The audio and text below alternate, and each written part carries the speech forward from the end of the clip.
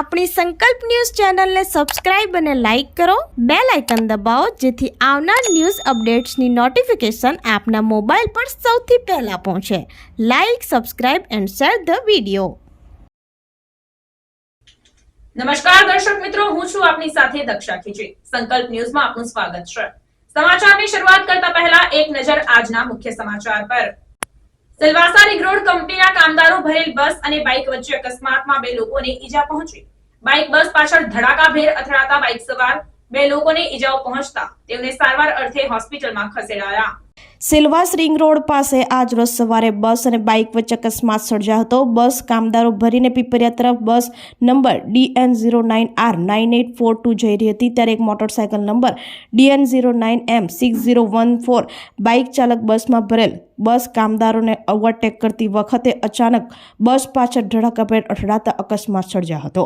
અકસ્માતમાં બાઇક સવારે પોતાનું સંતુલન ગુમાવ્યું હતું અને પાછળથી જોરદાર અથડાતા બસ ચાલક ડરી ગયો હતો અને બાઇકની ટક્કર એટલી જોરદાર હતી કે 2 બાઇક સવારો પાછળથી અથડાતા ઈજાગ્રસ્ત બન્યા હતા, જેઓને તાત્કાલિક 108 એમ્બ્યુલન્સમાં હોસ્પિટલમાં સારવાર અર્થે ખસેડવામાં આવ્યા હતા. અકસ્માત અંગેની ઘટનાની જાણ પોલીસને કરતા સ્થળ ઉપર આવી પહોંચી તપાસ હાથ ધરી હતી.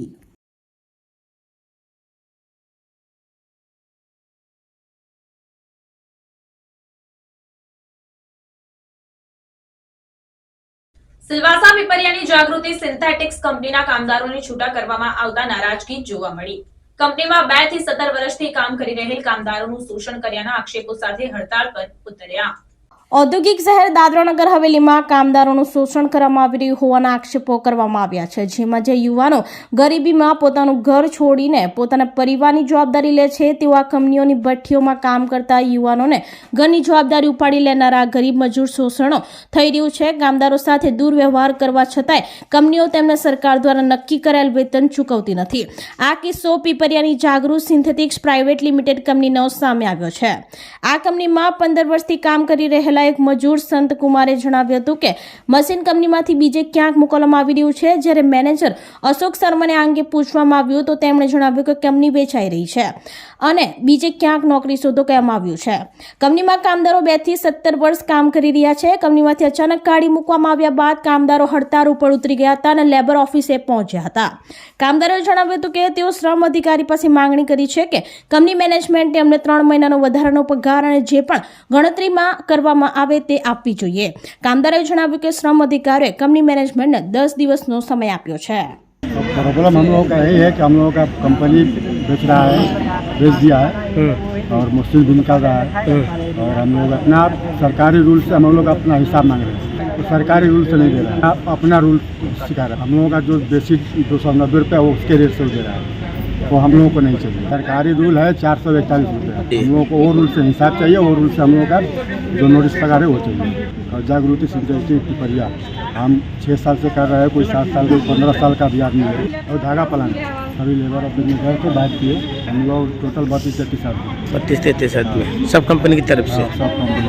ये अचानक हम लोग कभी मना भी नहीं किया, हम लोग को बाहर से मालूम पड़ा. अच्छा, इसके लिए हम लोग अपना बात किया. 3 दिन से बात चल रहा है. 3 दिन मिले हम लोग. वो बोलता है कि तुम लोग को जहाँ जाना है वहाँ जाओ, जो हमारा रूल है हम वहीं देंगे. बस यही जो भाई बताया वही प्रॉब्लम है सभी का. हमको कोई मतलब झगड़ा करना नहीं है. गवर्नमेंट के रूल से जो हम लोग का हिसाब बनता है वो हिसाब मिल रहा है, कोई तकलीफ नहीं. हमारे को 9 वर्ष हो गया है 99 में फिटर. જગદંબા ધામ સલવાવમાં મા ભવાનીના મંદિરે કથામાં શ્રી કૃષ્ણ જન્મ મહોત્સવ પ્રસંગની ઉજવણી કરવામાં આવી. જીવાત્માની પરમાત્માને રાજી કરવાની પ્રક્રિયા એટલે ભક્તિ, તેમ કિશનભાઈ દવે દ્વારા જણાવાયું. જગદંબા ધામ સલવાવ માં ભવાનીના મંદિરે ચાલી રહેલ ખેરગામના યુવા કથાકાર કિશનભાઈ દવેની ભાગવત કથામાં આજે ભાગવત કથાના પ્રધાન ઉત્સવ કૃષ્ણ જન્મોત્સવની ઉજવણી ધામધૂમપૂર્વક કરવામાં આવી હતી.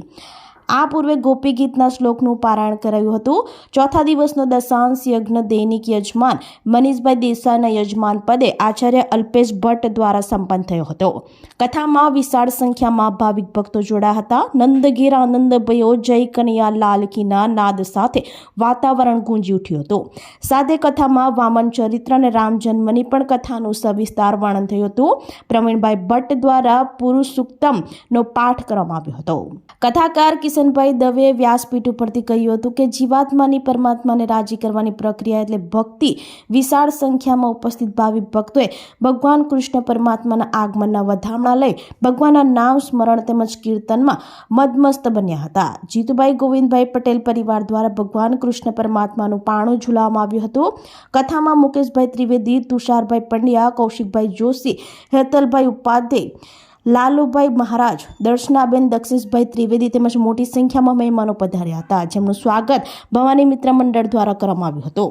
અનિલભાઈ પટેલ વાસુદેવ બનીને પધાર્યા હતા. સાથે કૃષ્ણ જન્મદિવસ મહોત્સવનું તાદશ્ય દ્રશ્ય રજૂ કરવામાં આવ્યું હતું.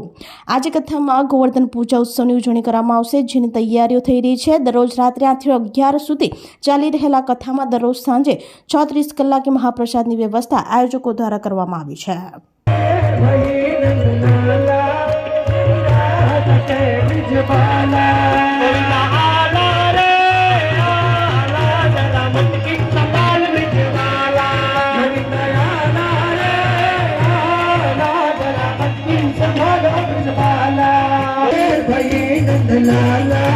तेरी रात के ब्रिज बाला हरि के हरि नंदलाला तेरी रात की ब्रिज बाला अरे तेरा सवाने वाला गणपति तेरा भक्ति लगानो अलज तेरा धर्मानो गणपति तेरा भक्ति लगानो रावण सरितो राजियो पर्वत मेरु अलज तेरा